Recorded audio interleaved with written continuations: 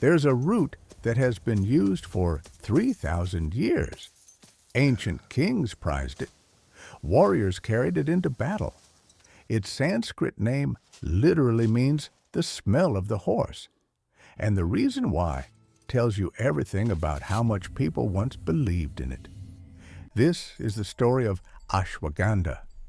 Ashwagandha is a small, unassuming shrub with dull green leaves and tiny red-orange berries. Botanists call it Withania somnifera. It grows in the dry soils of India, the Middle East, and parts of Africa. To walk past it in a field, you would never guess it was one of the most revered plants in human history. But the power was never really in the leaves or the berries. It was in the root. And to understand why, we have to go back, all the way back, to the very beginnings of one of the oldest healing traditions on earth. More than 3,000 years ago, healers in ancient India were writing down a system of medicine called Ayurveda, one of the oldest recorded healing traditions in the world. In those texts, Ashwagandha held a special place.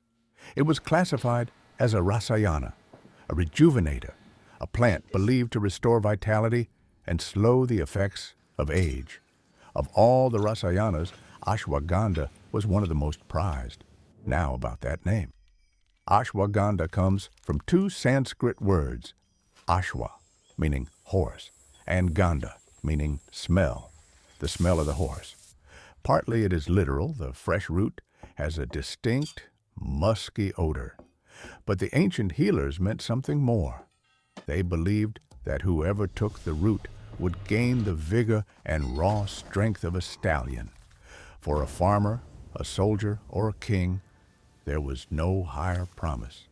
That single idea, the strength of a horse and a humble root, is what carried Ashwagandha's reputation across centuries. Because of that reputation, Ashwagandha became a medicine of the powerful. Indian royalty were said to take it to preserve their strength and vitality as they aged. Warriors reportedly used it before hardship and battle.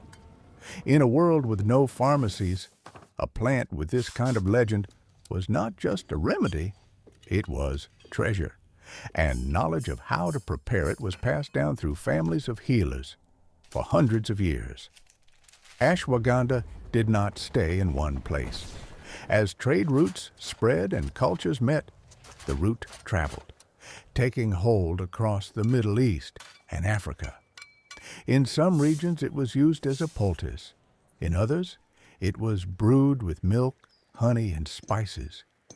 Each culture wrapped it in its own customs, but the core reputation followed it everywhere.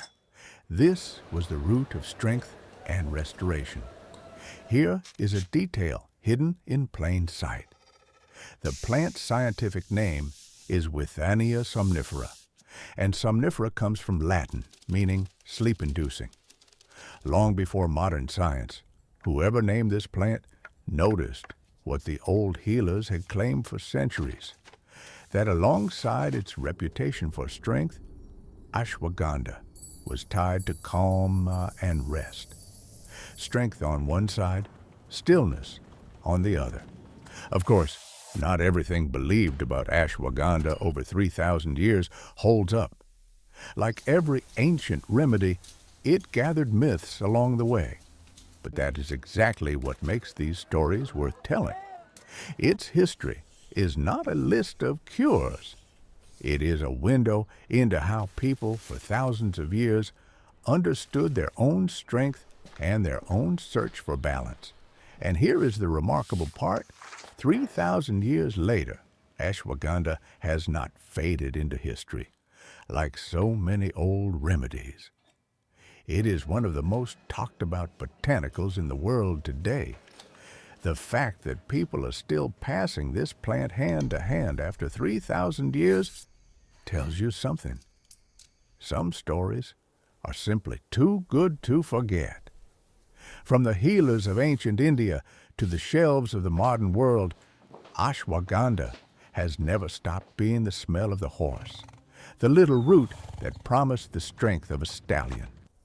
If you enjoyed uncovering this story, subscribe and follow Herblore, because next time we are digging into another remedy your ancestors swore by.